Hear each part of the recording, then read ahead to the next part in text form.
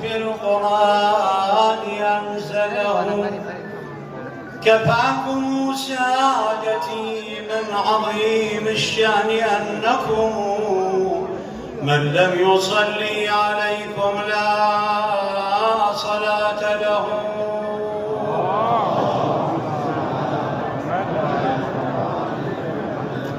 اللهم ببابك وقفت ولفدائك نزلت ولرحمتك تعرضت وبحبلك اعتصمت ولوليك صلواتك عليه توسلت.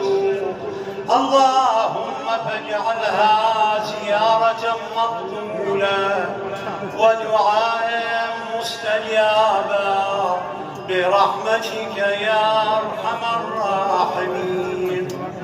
السلام عليك يا أمين الله